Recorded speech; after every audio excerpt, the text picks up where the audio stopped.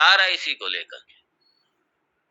और बहुत से शरीर सुंदर है तो मैं सुंदर हूँ, इसलिए शरीर को खूब सुंदर सुंदर बनाओ। दिन भर ब्यूटी पार्लर, दिन भर इधर जाना उधर जाना, सजना संवरना, भाई यही सब। बस किसी ने तारीफ कर दी, बड़े खुश हो गए। तारीफ शरीर की हुई है, खुश हम, कितना सुंदर हूं मैं। देखा जाए तो सारे जगत, पूरा सारी मानवता, सब लोग स्थूल शरीर तक ही सीमित है। बस सूक्ष्म तक तो पहुंचते नहीं, स्थूल में ही लटके पड़े हैं सारे। ये स्वस्थ तो मैं स्वस्थ। बस शरीर शरीर स्वस्थ रहे। जीवन का उद्देश्य क्या है? भोग करना, खाना पीना, लंबे समय तक जीना, बस यही है। अरे 10, 20, 50, 100 साल अगर आगे ज्यादा जी भी गया और उद्देश्य नहीं है जीवन का, क्या मतलब है जीवन का? इसका उद्देश्य कोई है ही नहीं। जीवन का लक्ष्य क्या है पता ही नहीं है, करना क्या है शरीर के माध्यम से कुछ पता नहीं। तो शरीर स्वस्थ मैं स्वस्थ, शरीर गया मैं मर गया। शरीर रोगी, हाय हाय मैं मरा, हाय मैं मरा। अरे ये कैसे हो सकते हैं आप बताइए, कितनी बड़ी गलती है, कितना बड़ा अज्ञान है ये, कितना बड़ा अज्ञान है। इसलिए सिर्फ शरीर को ही मैं मानने वाले, अगर उनसे कह दीजिए जरा ए बुद्धू ए मूर्ख देखे क्या होता है फिर, देखिए जरा क्या होता है।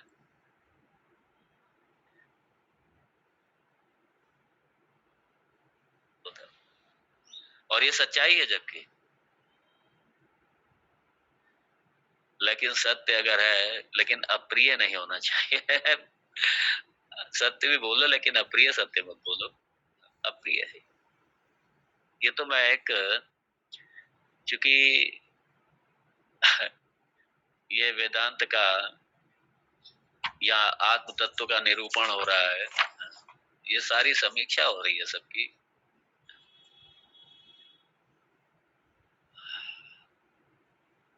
तो यहाँ जब मैं ये, और स्थूल शरीर ही नहीं हूं मैं।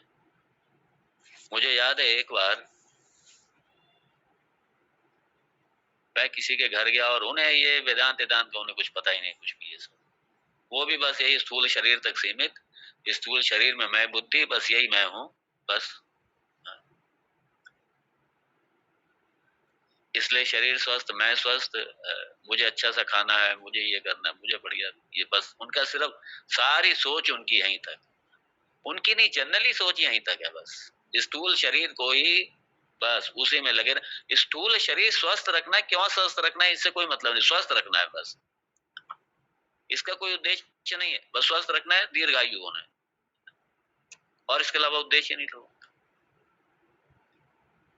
तो मैं, उन्होंने ऐसे उन्होंने कह दिया कि स्वामी जी का कुछ वेदांत के बारे में बताइए। मैंने कहा क्या सुनना है आपको वेदांत?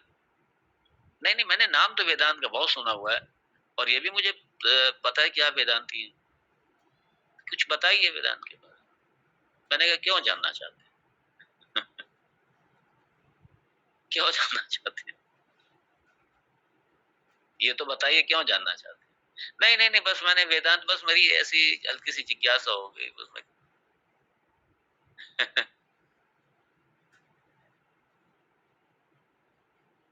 मैंने कहा क्यों जानना चाहते हैं ये तो बताइए। क्यों का कोई रीजन नहीं, बस वो टाइम पास। ऐसों के सामने क्या वेदांत बोले, जो पात्र ही नहीं है बिल्कुल।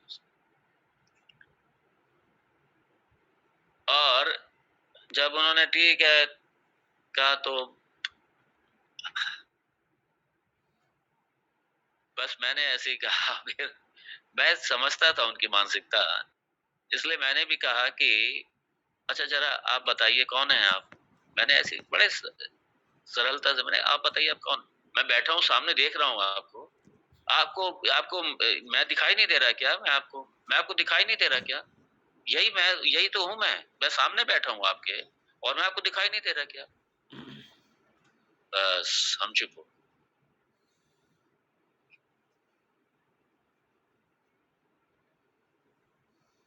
फिर मैंने कहा मैंने भी थोड़ा सोचा, थोड़ा देखें थोड़ा सा।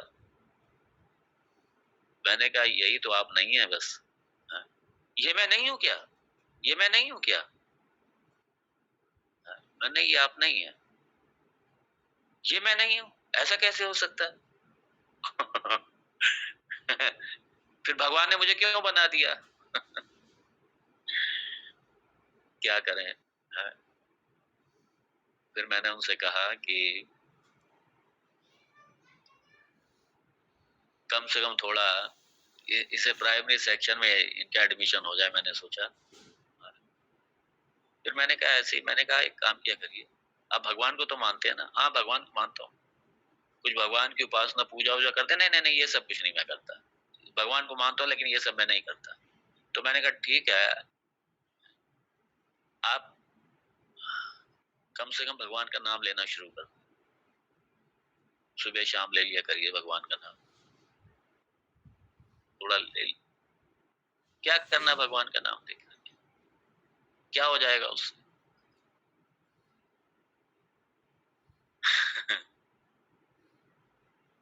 मैंने कहा कुछ चाहते तो हैं आप? बोला हाँ चाहता हूँ, मैं धन भी चाहता हूँ, स्वास्थ्य भी चाहता हूँ, सब चाहता हूँ मैं, सुख रहे, शांति रहे, सब चाहता हूँ मैं।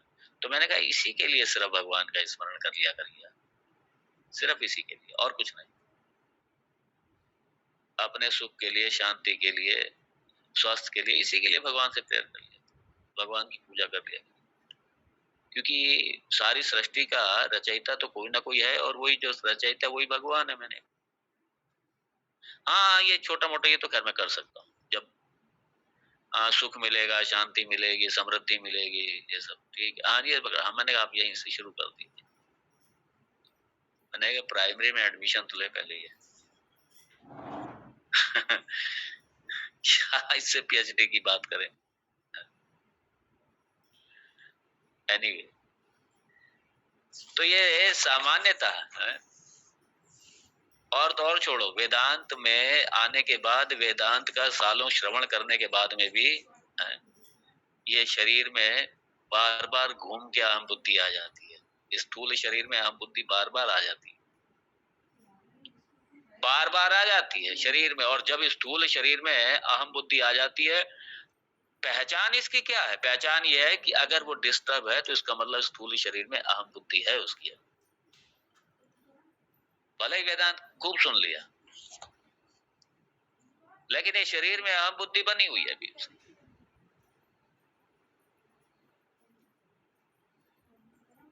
इसलिए भगवान यहाँ कह रहे हैं, इसलिए निगेट किया भगवान ने। तो यहाँ पे भगवान ने बड़े सुंदर तरीके से अपंचीकृत पंच महाभूत और उसका कार्य अंतःकरण चतुष्टय, उसका बात किया। भगवान शुरू से चले हैं। और उसके बाद में पंचीकृत पंच महाभूत और उसका कार्य स्थूल शरीर, इसका भी बात किया भगवान ने, दोनों का बात। इसलिए भगवान शंकराचार्य ये जो कार्य कारण है, सूक्ष्म शरीर का कारण और सूक्ष्म शरीर कार्य रूप में, स्थूल शरीर का कारण और स्थूल शरीर का कार्य, ये दोनों कार्य कारण से भगवान कहते हैं मैं बिल्कुल अलग हूं, मैं परे हूं, मैं परे हूं। अच्छा, तो फिर आप कौन है? भगवान कहते हैं आहा, चिदानंद रूपः शिवोहम शिवो, यही मेरा परिचय है, मेरा परिचय यही है। इसलिए भगवान जितनी भी हमसे गलतियां हुई हैं, हमारी सारी गलतियों को करेक्ट करते हैं भगवान। जहां जहां हमने गलतियां कर रखी हैं, सारी गलतियों को करेक्ट करते हैं। चित आनंद शिव अहम।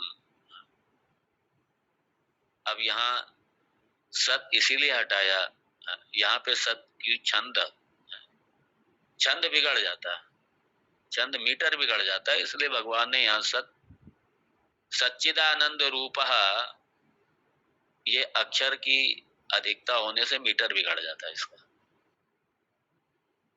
और ये कवि की अपनी एक स्वतंत्रता होती है। कई बार मीटर को ध्यान में रखते हुए भगवान व्यास जी ने भी कई बार मीटर को ध्यान में रखते हुए कई बार कुछ एक्स्ट्रा एक आध अक्षर लगाना भी पड़ जाता है मीटर को ध्यान में रखते हुए, और कई बार मीटर को ध्यान में रखते हुए एक आध अक्षर हटाना भी पड़ जाता है, क्योंकि चित्त में सत समाया हुआ है। चित्त बिना सत के नहीं है, इसलिए चित्त के साथ चित्त, अगर यहाँ सत नहीं लिखा तो इसका मतलब थोड़ी कि सत नहीं है, वो नहीं, चित्त बिना सत के नहीं हो सकता, इसलिए चित्त में ही सत समाया हुआ है, अनंत में ही सत समाया हुआ है। अनंत बिना सत के कैसे होगा? इसलिए जब यहाँ का चिदानंद रूप सच्चिदानंद रूप, लेकिन सत लगाने से मीटर बिगड़ जाता, एक अक्षर कम ज्यादा होने से मीटर ही बिगड़ जाता। चिदानंद रूप शिवोहम शिवोहम। यहाँ शिव, ये जो सगुण रूप से जो शिव का रूप देखते हैं आप, यहाँ ये शिव मत समझ लीजिएगा।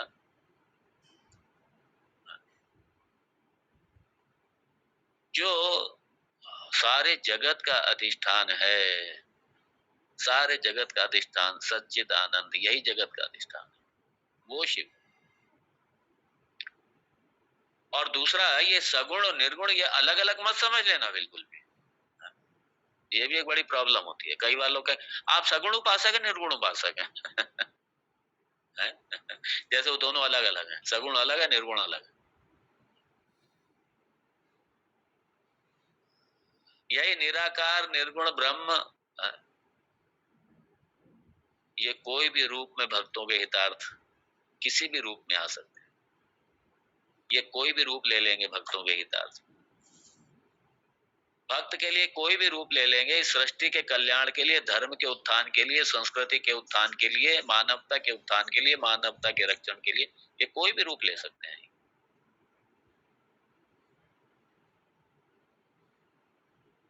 इसलिए तत्वता एक ही है, दोनों तत्वता एक ही है। लेकिन अगर सगुण, पहले अगर आप सगुण के दर्शन करना चाहते हैं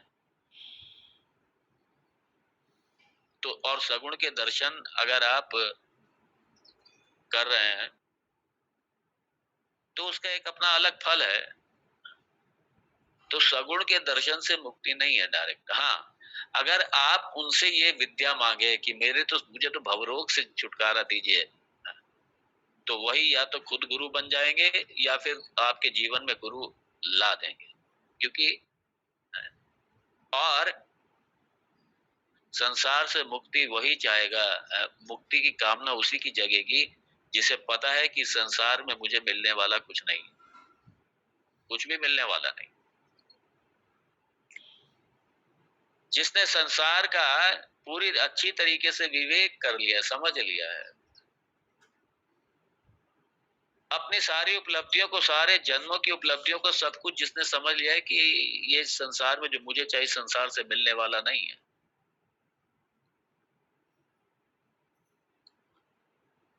जब इस तरीके का विवेक जागृत होगा, वैराग्य जागृत, वही तो जाके इस तरफ बढ़ेगा जाकर। अब जैसे लक्ष्मण ने भगवान राम से अज्ञान निवृत्ति मांगी, मुक्ति मांगी।